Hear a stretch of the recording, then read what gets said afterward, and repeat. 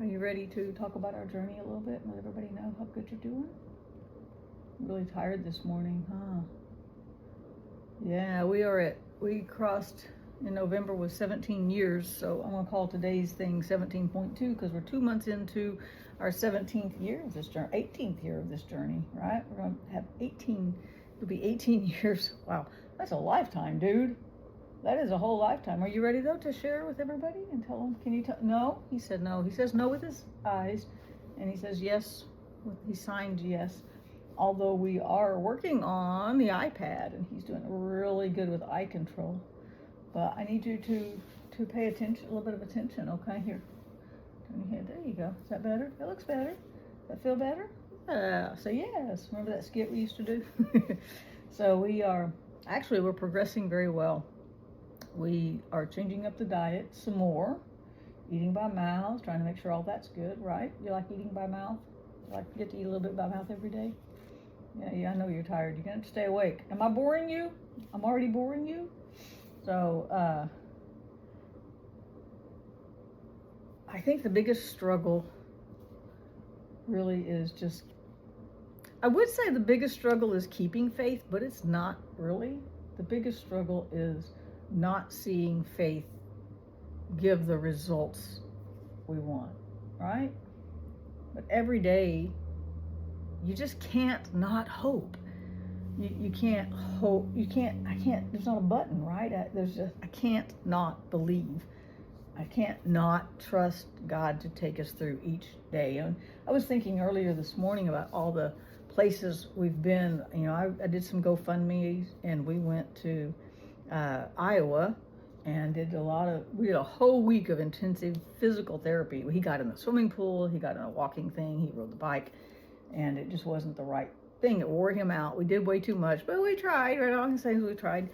And then about 5 years ago, I did another GoFundMe, and or I guess about 3 years ago, did another GoFundMe, and we went to Fort Worth for some robotic gait training. And they actually injured him. The place injured him, 2 big injuries. So we aren't going back down there. And I didn't really give up, but wasn't really looking for something else at the time. I was like, what do you do about there? Because we don't have insurance. The kid that was driving didn't have insurance. Chris didn't have good insurance.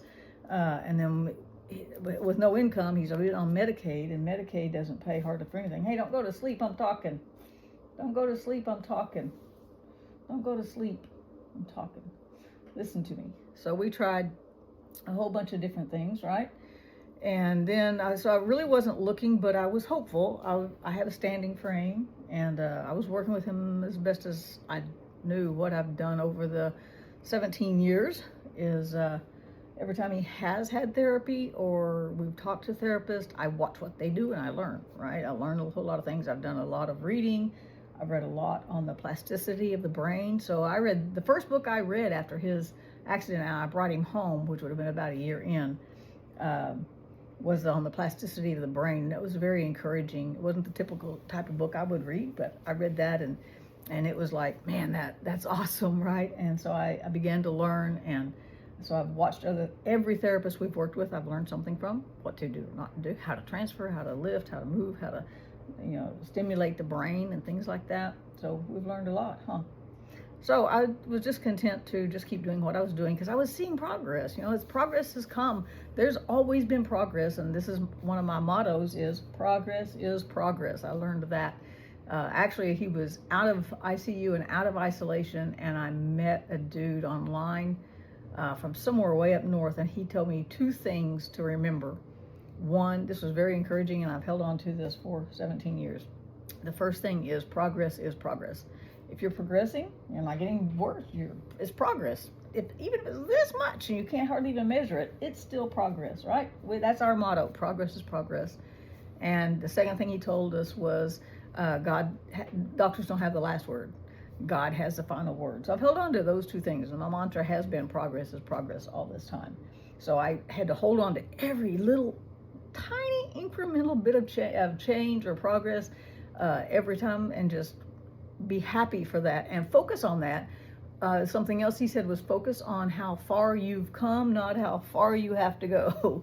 And so those have been very important things for us to hold on to uh, in the middle of this journey, TBI Journey.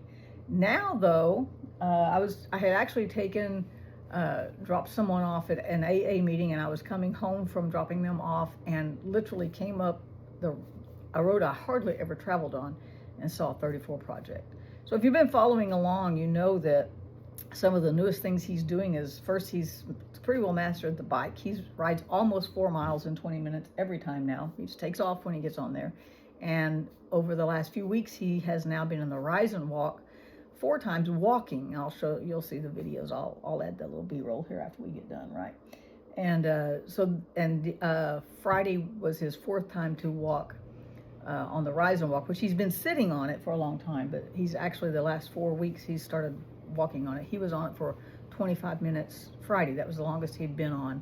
And he seems to like it. He looks around. He likes the open gym concept. And as he's gotten to where that's not overstimulating for him, it's actually super beneficial for him.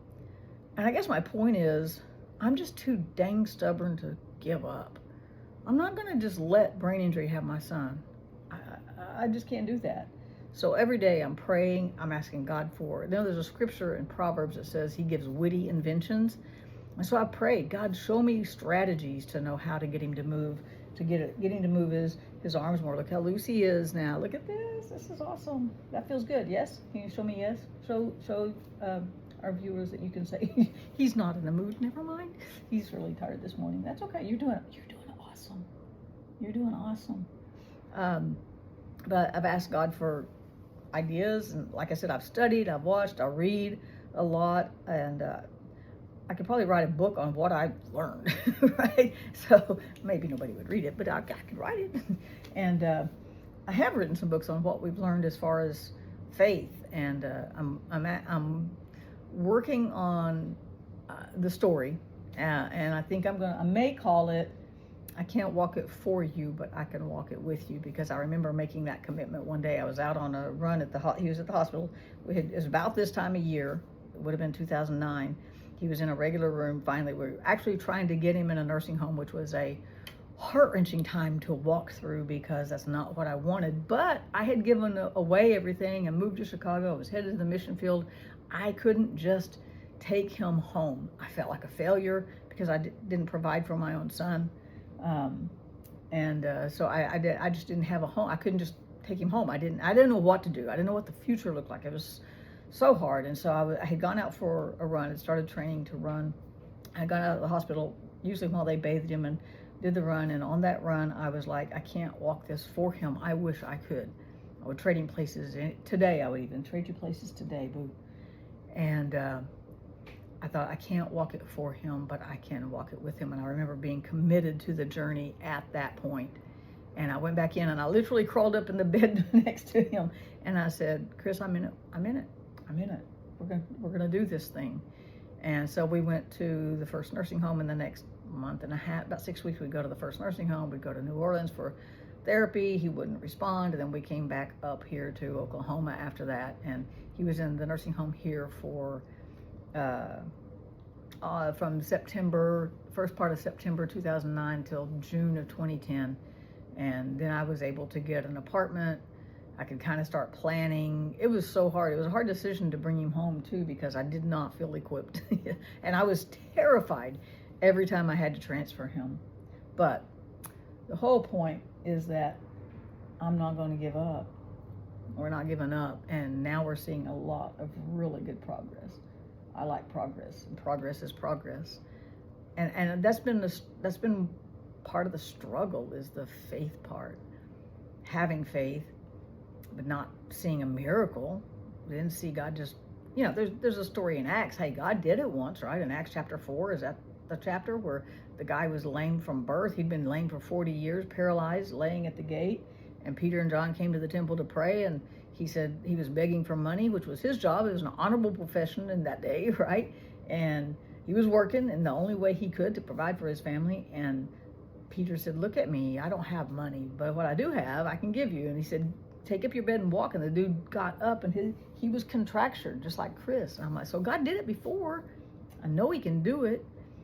But if he doesn't, I'm still going to trust him for every day. You just keep trusting God for every day, no matter what's on your plate. If you get what you want or you don't. This week was a tough week. We were at the hospital all day, almost all day Wednesday, right? And he had 104 fever, just some different things going on. I'll spare you the gory details. You're welcome. You're welcome. You don't want to know. Trust me, right? But in all of these things, as Paul said, we just continue to trust God.